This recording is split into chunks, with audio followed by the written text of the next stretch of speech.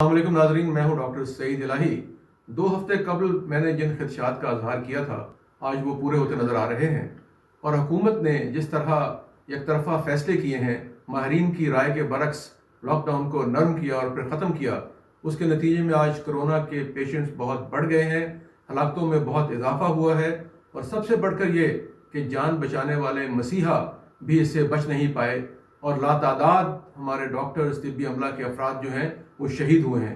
और उसकी वजह यह है कि हुकूमत ने उन्हें गैर मयारी हिफाजती किट्स दी और मास्क दिए और उन्हें मजबूर किया गया कि वो अपनी किट्स और मास्क धोकर दोबारा इस्तेमाल करें। ये एक इंतहाई शर्मनाक फेल था।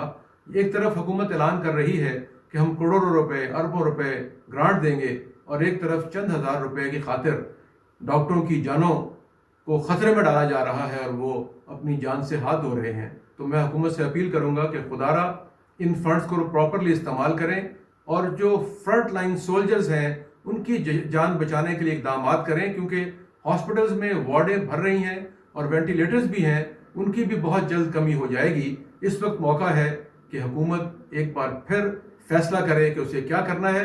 लेकिन उससे पहले वो तमाम माहिरीन, सिर्फ सर्जन, डॉक्टर और गायनेकोलॉजिस्ट और फिजिशियन काफ़ी नहीं, उसके लिए वायरोलॉजिस्ट, हेमाटोलॉजिस्ट, एंटेमोलॉजिस्ट, एपिडेमियोलॉजिस्ट और उसके अलावा स्टैटिशियंस, इन सब को शरीक करे और लाहे अमल तय करके बताए कि क्या अब ज़रूरी है कि लॉकडाउन किया जाए या ना किया जाए।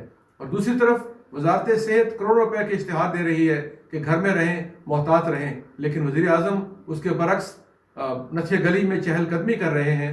वो क्या मैसेज देना चाहते हैं कौम को कि उनकी वजारत कुछ कह रही है और वो कुछ कर रहे हैं। तो अब कौम को क्या करना चाहिए? वजारत सेहत की बात माननी चाहिए या प्राइम मिनिस्टर को फॉलो करना चाहिए? बहुत बहुत शुक्रिया। पाकिस्तान जिंदाबाद।